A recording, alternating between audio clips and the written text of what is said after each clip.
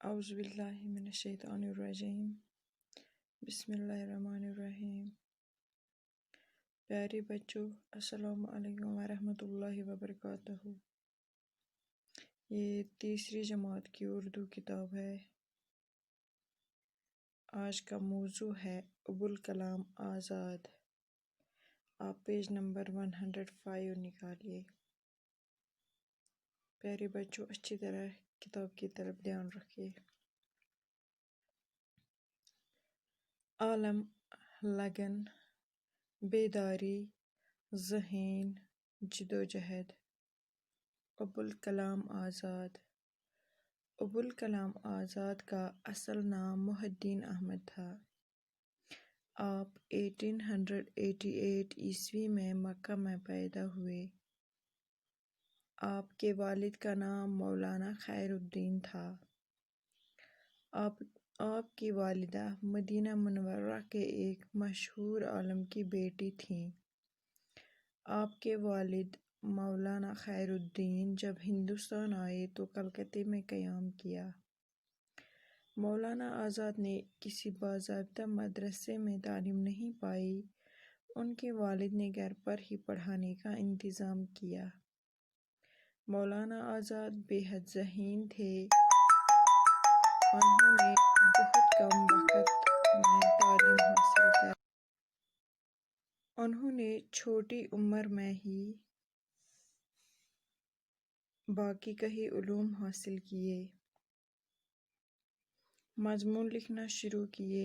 وہ 14 سال کی عمر میں ایک اخبار کے ایڈیٹر ہوئے اور پورے ملک میں مشہور ہوئے۔ آپ نے کئی اخبار نکالے اور ہندوستان کے لوگوں میں بیداری پیدا کی۔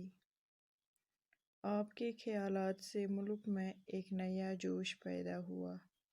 لوگوں میں آزادی کی لگن پیدا ہوئی۔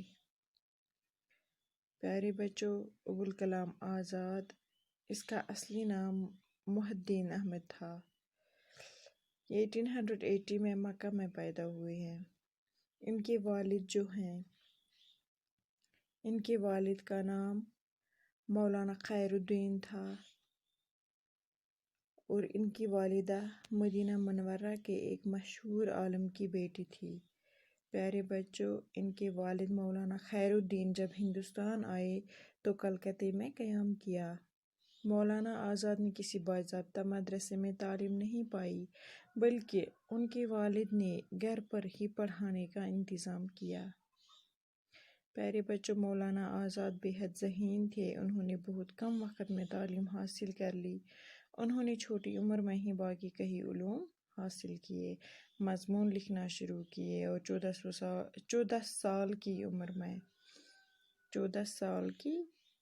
میں چھوٹی عمر میں انہوں نے وہ اخبار کے ایڈیٹر ہوئے اور پورے ملک میں مشہور ہوئے۔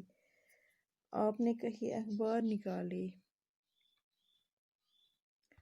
اور ہندوستان کے لوگوں میں بیداری پیدا کی۔ ان کے خیالات سے ملک میں ایک نیا جوش پیدا ہوا۔ لوگوں میں آزادی کی لگن پیدا ہوئی۔ مولانا آزاد کی شہرت کی دوسری وجہ ان کی تقریریں تھیں۔ لوگ دور دور سے ان کی تقریر سننے کے لیے آتے تھے اور ایک نیا جوش لے کر جاتے تھے۔ آپ کی تقریروں نے پورے ملک کو انگریزوں کے خلاف کھڑا کر دیا۔